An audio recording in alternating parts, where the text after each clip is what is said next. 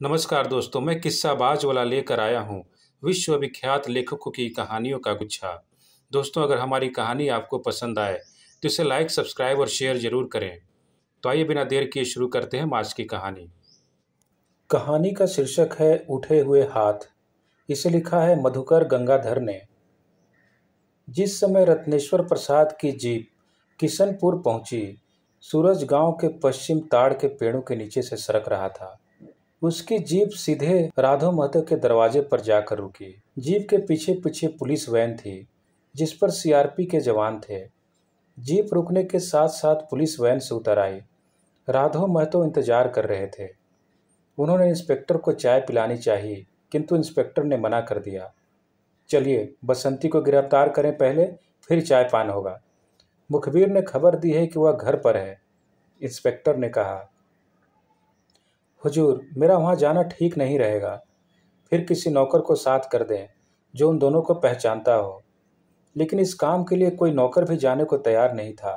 Inspector के साथ राधा महतो का भतीजा गया। इंस्पेक्टर साहब अपने दल बल के साथ वहां पहुंचे। बसंती के घर में सन्नाटा था। कोई नहीं था, ताला भी नहीं लगा था। आंगन में एक चूल्हे पर एक बर्तन चढ़ा था।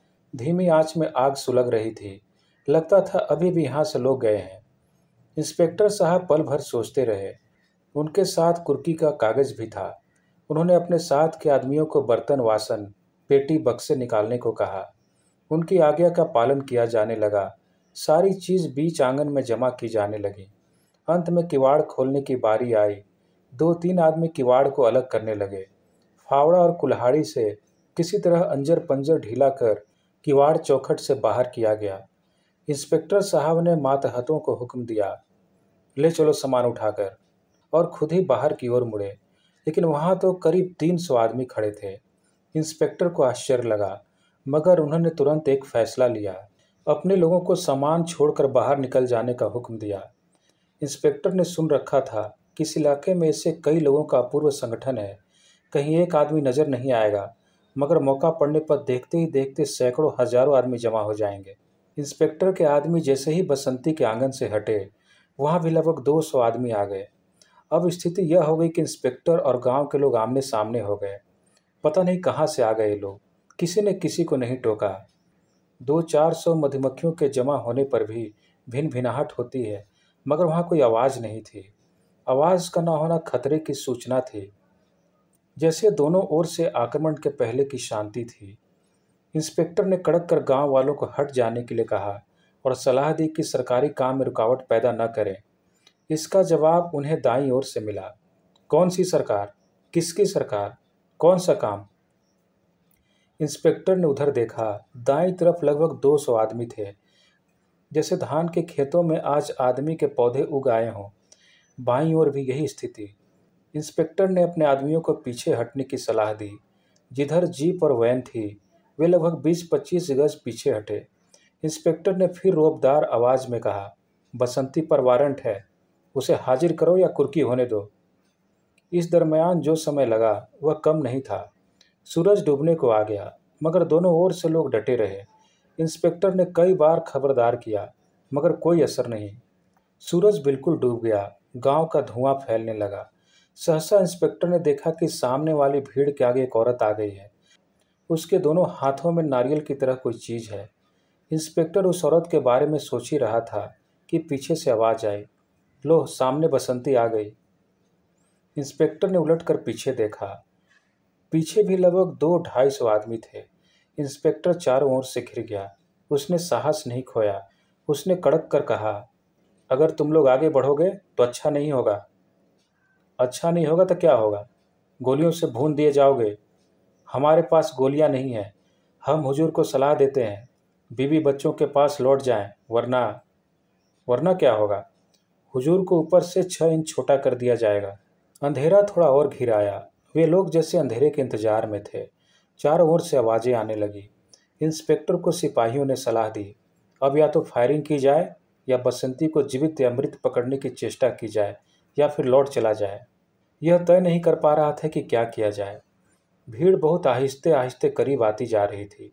इंस्पेक्टर को जानकारी थी कि इस इलाके में पुलिस की बंदूकें लूटी गई हैं, थाने पर बमबारी हुई है। राघव महतो के परिवार के 3 आदमियों को मार डाला गया है। साथ के सिपाहियों ने इंस्पेक्टर पर फिर दबाव डाला। इंस्पेक्टर रत्नेश्वर प्रसाद ने पिछले 3 वर्षों से संशय और अनिर्णय की स्थिति से निपटने का एक तरीका सीखा है। ऐसा शायद किसी फिल्म में उसने देखा था।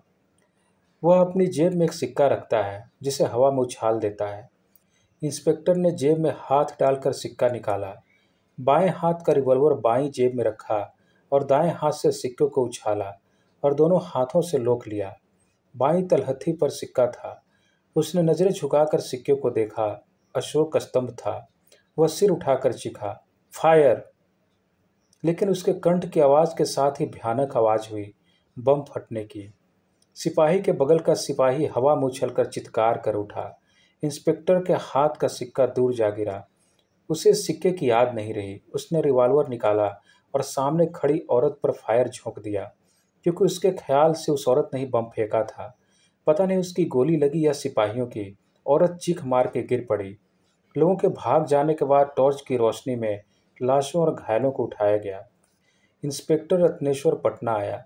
यहाँ उसका इंतजार हो रहा था। बसंती की लाश देखकर सरकारी अफसर खुश हो गए। ट्रिपल मर्डर केस की मेन एक्यूज्ड और इस इलाके में गोली बारूद की ट्रेनर का ही हश्र होना था। कलेक्टर साहब ने अपनी जेब से इंस्पेक्टर को रुपए देकर प्रोत्साहित किया। इसी तरह आईजी ने भी पुरस्कृत किया। वह जल्दी जल्दी घर जाकर पत्नी को अपनी बहादुरी के किस्से सुनाना चाहता था। घर पहुंचा, कपड़े बदले, पत्नी से बोला, आज विस्की पीऊँगा, निकालो अलमारी से। पत्नी विस्की निकालकर टेबल पर रखी। भुने हुए काजू दिए। सामने आकर बैठी।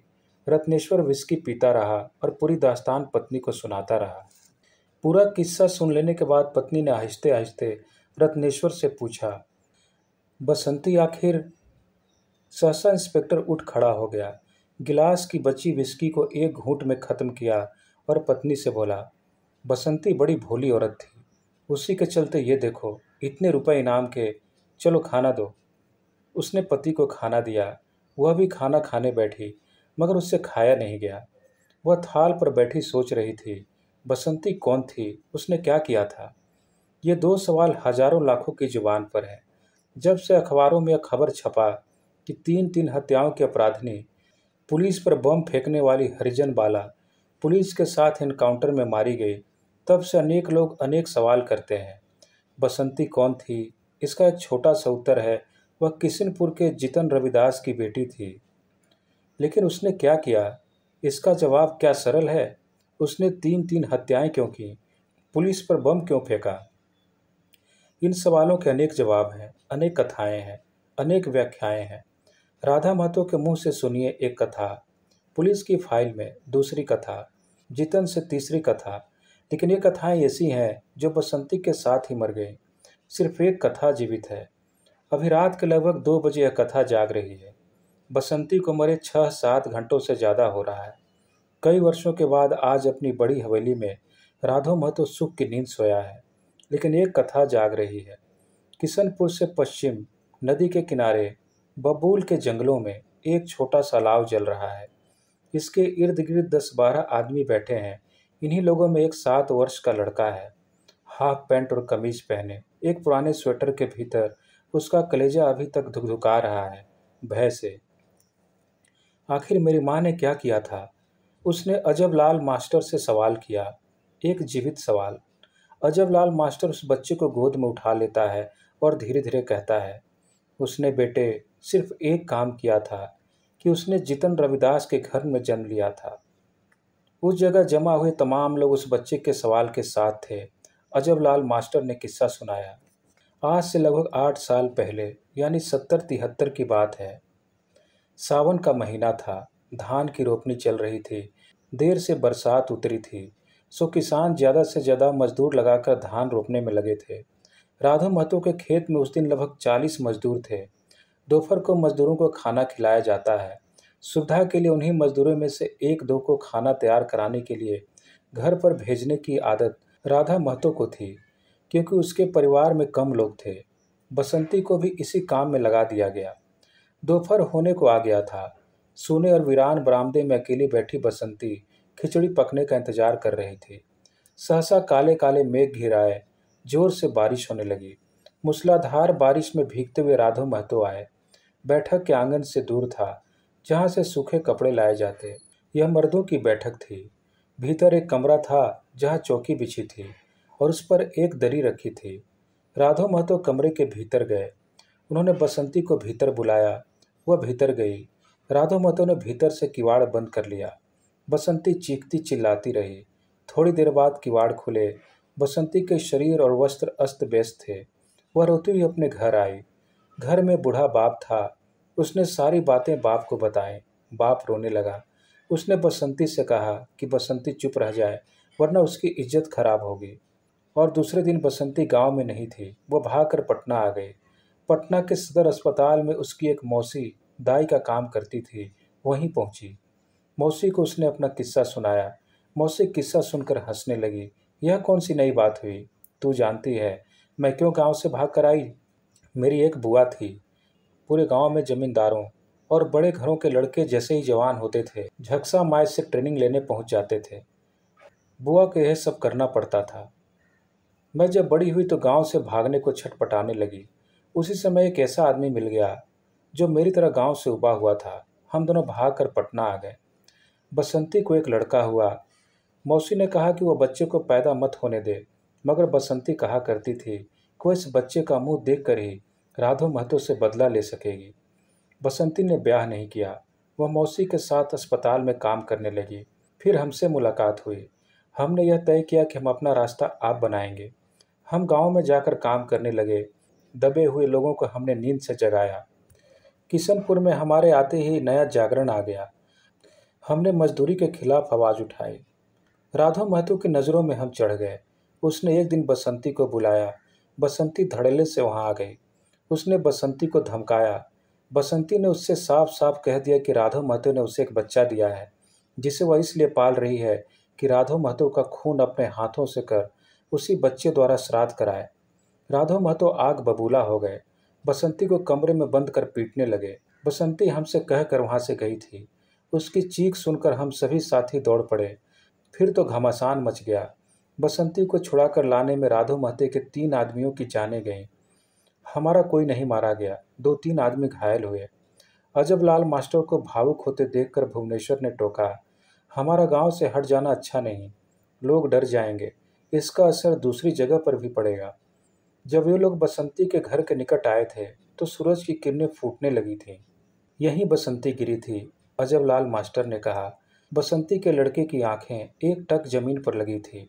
सहसा थोड़ी दूर आगे चमकती हुई चीज पर उसकी नज़र पड़ी। उसने तेजी से उसे उठाकर मुट्ठी में बंद कर लिया। क्या है बेटा? अजबलाल मास्टर ने पूछा।